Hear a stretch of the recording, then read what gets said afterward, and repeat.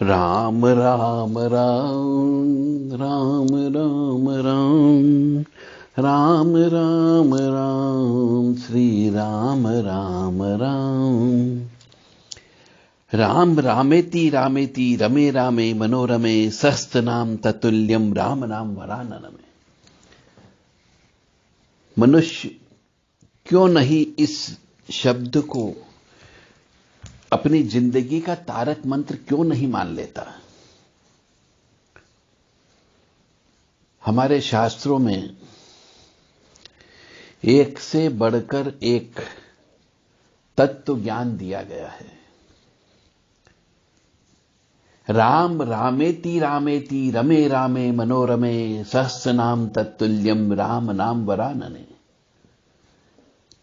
इसका अर्थ यह है कि इस मंत्र को श्री राम तारक मंत्र भी कहा गया है और इसका जाप संपूर्ण विष्णु सहस्त्र नाम या विष्णु के 1000 नामों के जप के बराबर माना गया है।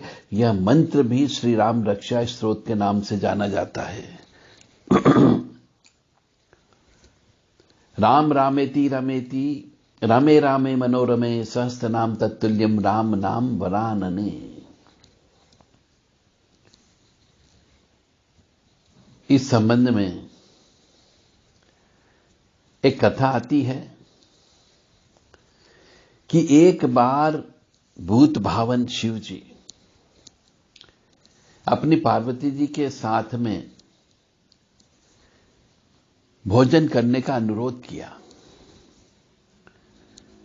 परंतु पार्वती जी ने यह कहकर थोड़ा रुकने को बोला कि मैं विष्णु सहस्रनाम का पाठ कर रही हूं। थोड़ी देर प्रतीक्षा करने के बाद शिव जी ने फिर पार्वती से कहा कि आ जाओ, भोजन ठंडा हो रहा है। तब भी पार्वती जी ने यही उत्तर दिया कि मैं उसका पाठ करने के बाद ही आपके पास आ सकूंगी। और चूंकि भोलेनाथ को भूख लग रही थी, भोजन ठंडा हो रहा था, अतः भगवान शिव जी ने कहा कि हे पार्वती, राम राम कहो। एक बार राम कहने से विष्णु सहस्त्र नाम का संपूर्ण फल मिल जाता है, क्योंकि श्री राम नाम ही विष्णु सहस्त्र नाम के तुल्य है। इस प्रकार शिव जी के मुख से राम इस 2 अक्षर के नाम का विष्णु सहस्त्र नाम के समान सुनकर राम इस द्वैदक्ष नाम का जप करके पार्वती जी ने प्रसन्न होकर शिव जी के साथ भोजन किया। तो सहस नाम सम सुनि शिव बानी, जपि जेई प्रिय संग भवानी। सहस नाम सम सुनि शिव बानी, जपि जेई प्रिय संग भवानी। तो रामचरितमानस में भी एक से बढ़कर एक चीज दी गई है जो आपके कष्टों का निवारण कर सकती है, बशर्ते कि आपको किसी भी एक नाव में पैर रख करके चलना है। यदि आपने श्री रामचरितमानस को पकड़ लिया है तो बस अब श्री रामचरितमानस के होकर के पूरी जिंदगी गुजार लो, उन्हीं की नाव में बैठ करके इस भाव सागर समुद्र को पार कर लो। और यदि आपने श्री भोलेनाथ की नाव में बैठे हैं तो केवल उन्हीं के चरण कमल पकड़ लो, बस तर जाओगे। और यदि कोई भवानी काली मां उनकी नाव में बैठा है तो उन्हीं के ही चरण कमल में बैठो और उनके चरण कमल निहारते हुए ही आपका भाव सागर पार हो सकता है। अलग अलग नाव में मत बैठो, क्योंकि फिर एक नाव से दूसरी नाव तक पहुंचने में और दूसरी नाव से तीसरी नाव तक पहुंचने में समय लगता है, और फिर मालूम नहीं कौन सी नाव कौन से घाट पर किस जगह कितनी देर रुकेगी। इसलिए केवल एक नाव में पैर रखो, एक चीज को पकड़ लो, बस पूरी जिंदगी आपकी तर जाएगी। तो तो राम रामेति रामेति रमे रामे मनोरमे सहस्रनाम तत्तुल्यम राम नाम वराननमे। राम रामेति रामेति रमे रामे मनोरमे सहस्रनाम तत्तुल्यम राम नाम वरानने। इसलिए बार बार हमारे यहाँ पे जब किसी से मुलाकात की जाती है, किसी से मिलते हैं, तो उसमें 2 बार राम राम शब्द को बोला जाता है। राम राम। ऐसे तो राम शब्द जो है 3 अक्षरों से मिलकर के बना है, र, अ और म। राम, इन 3 अक्षर को हम ऐसे भी लिख सकते हैं, राम, रमा, मरा, अमर। मतलब ये 3 शब्द जो है प्रत्यक्ष विरोधाभासी दिखने वाले, परंतु सब एक ही हैं। जो राम पुरुष हैं वही रमा है, यानी स्त्री प्रकृति है। राम को ही रमा भी लिखा जा सकता है। और राम पुरुष में सारी विश्व ब्रह्मांड की शक्ति का कारण है,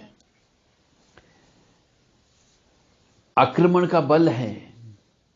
वही रमा जो है स्त्री प्रकृति के रूप में संग्राहक है, सृजन की निर्माण करता है।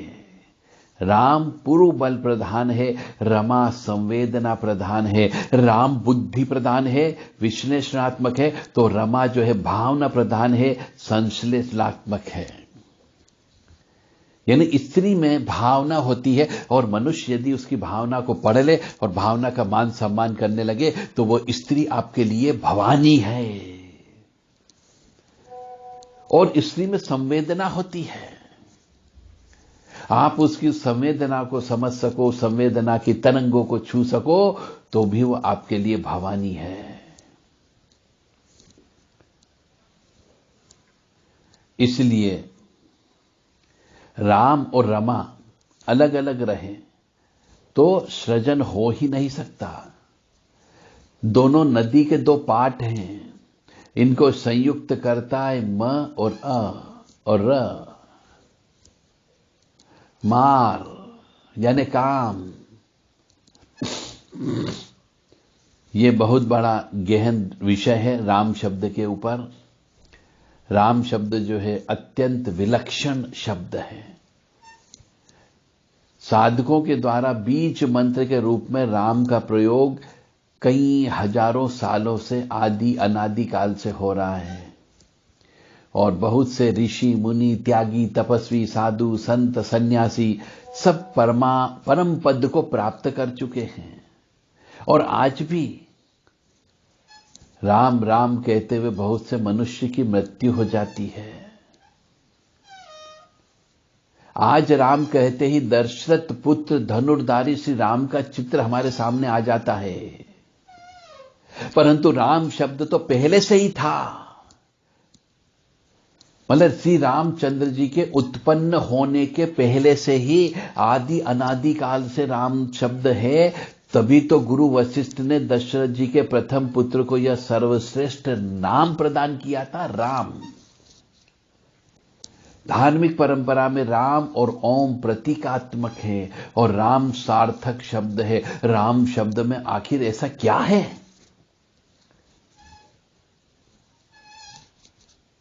इस प्रश्न का उत्तर यही हो सकता है कि राम में क्या नहीं है। राम शब्द में सब कुछ है। यानी ओम शब्द के बाद में जिसका नाम आता है तो उसे राम कहा जाता है। भगवान शिव, शंकर, भोलेनाथ स्वयं जो है राम राम शब्द का जप करते हैं। तो राम शब्द की महिमा बड़ी अपरंपार है। राम शब्द को जप करने से मनुष्य के पापों का नाश होता है, यह निश्चित है। तो बार बार राम राम शब्द का उच्चारण करें और अपने पापों का नाश करें।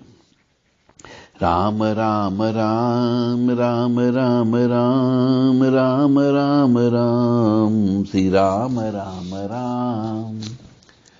उठे लखनु प्रभु सोवत जानी, कही सचिव ही सोवन मृदुपानी। कछुक दूरी सजीबान सरासन, जागन लगे बैठी बीरासन। गुह बोलाई पहरु प्रतीति, ठाव ठाव राखे अति प्रीति। आपहु लखन पही बैठे उजाई, कटी माथी सर चाप चढ़ाई।